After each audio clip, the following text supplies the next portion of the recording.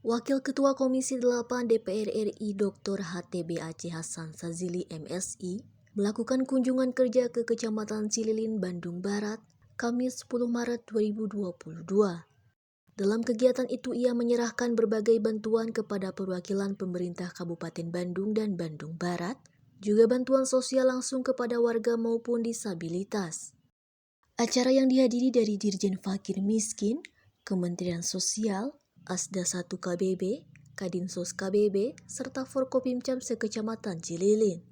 Dalam laporannya, Asisten 1 Imam Santoso menyampaikan berbagai permasalahan sosial yang ada di Bandung Barat, sedangkan dari Dirjen Fakir Miskin yang disampaikan oleh Sudarsono memaparkan terkait dengan berbagai bantuan sosial yang diperoleh Kabupaten Bandung dan Bandung Barat, tidak lepas dari dorongan Komisi 8, khususnya dari Aceh Hasan Sazili.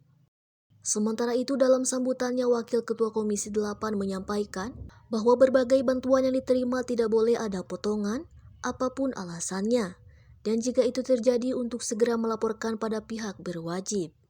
Akhir dalam acara itu ia meninjau beberapa outlet pemberian bantuan sosial yang melalui pos penyalur, baik BPNT, PKH, dan lainnya.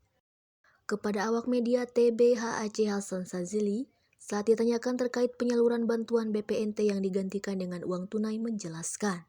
Kami sejujurnya juga ingin mendorong, kalau konsepnya adalah kartu sembako atau konsepnya adalah BPNT, maka diubah aja istilahnya, jangan BPNT kalau memang bentuknya adalah tunai. Sebut saja bahwa ini adalah bantuan tunai, tetapi harus ada mekanisme yang bisa menjelaskan kepada penerima bantuan bahwa bantuan tersebut digunakan untuk kepentingan kebutuhan sembako.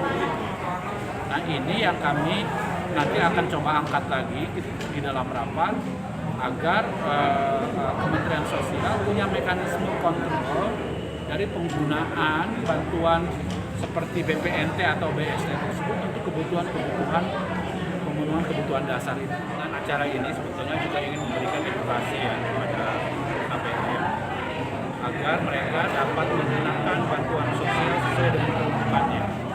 Kami minta masyarakat membeli sendiri kemanapun yang memang sesuai dengan harga yang selama ini berlangsung sesuai dengan harga pasar. Ya. Kalau penggiringan tentu kita harapkan tidak sampai terjadi seperti itu. Ya.